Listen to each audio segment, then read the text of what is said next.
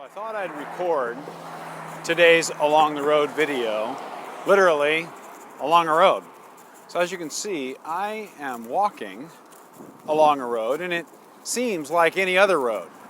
But as I was walking across this particular road, I started thinking about Romans 12 and in Ephesians 4. In Romans 12, Paul is writing, and a very famous passage, one that you've heard. He says, at the beginning of Romans 12, he says, therefore I urge you, brothers and sisters, in view of God's mercy, to offer your bodies as living sacrifices, holy and pleasing to God, which is your spiritual worship.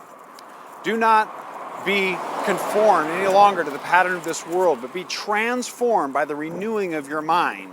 Then you will be able to test and approve what God's will is, His good, pleasing, and perfect will.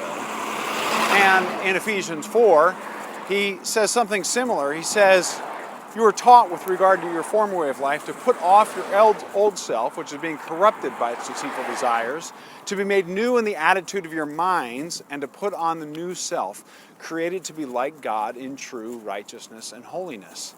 So I started thinking about this renewing of our mind. He's so focused on the renewing of our mind, being transformed by the renewing of our mind.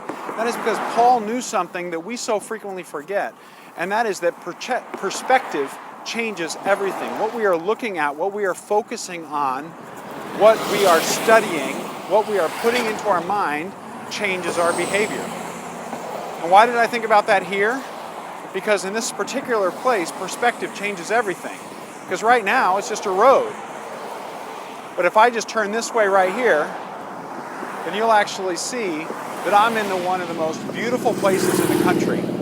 I am standing on Deception Pass, or Deception Bridge over Deception Pass, leading from the mainland to Whidbey Island.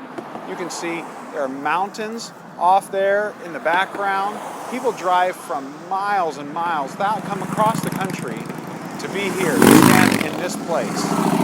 And yet it is so easy to just go have this perspective, where we actually aren't focused on something so amazing that is so near us.